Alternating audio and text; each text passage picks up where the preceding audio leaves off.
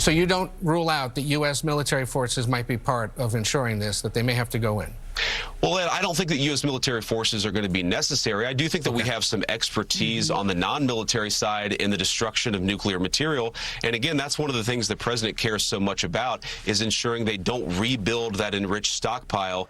All right, well, so the U.S. military entering a new phase now as technical negotiations with Iran continue and with details still being ironed out. All eyes now turn to whether or not Iran follows through with the deal. Chief National Security Correspondent Jennifer Griffin is live in Washington. She's got the very latest details for us. Hello, Jennifer. Hi, Sandra. Well, as Peter mentioned, we really don't know what is in this memorandum of understanding. President Trump said the text of the MOU would be released after a signing ceremony in Geneva on Friday that he does not plan to attend. That's a long time in the Middle East. For the time being, the U.S. military posture won't change, according to Pentagon officials.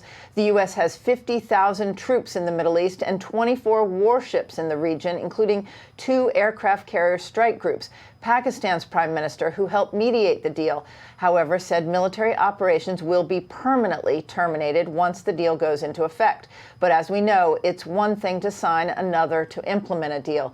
The deal envisions that negotiations about Iran's nuclear program will begin soon and last for 60 days after the deal is signed. Secretary Hegseth said the U.S. military will remain in place to enforce the deal and demine the Strait of Hormuz, but some leaked details suggest the U.S. might pull its forces out of the Middle East after the nuclear issue is dealt with. The unknown factor is Lebanon. An Israeli airstrike on the southern suburbs of Lebanon's capital, Beirut, has put further pressure on attempts for a U.S.-Iran deal to end the war. President Trump had some choice words for Israeli Prime Minister Benjamin Netanyahu in a phone call with our own Trey Yingst this weekend, indicating that such strikes could blow up the deal.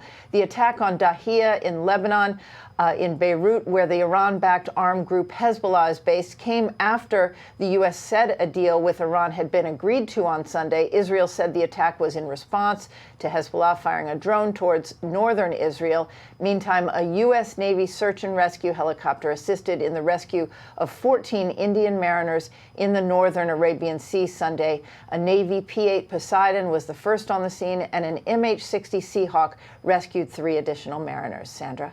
All right, Jen Griffin with the latest details for us. Thank you. Be sure to like and subscribe for all the Fox News latest on YouTube and catch full shows streaming now on Fox One.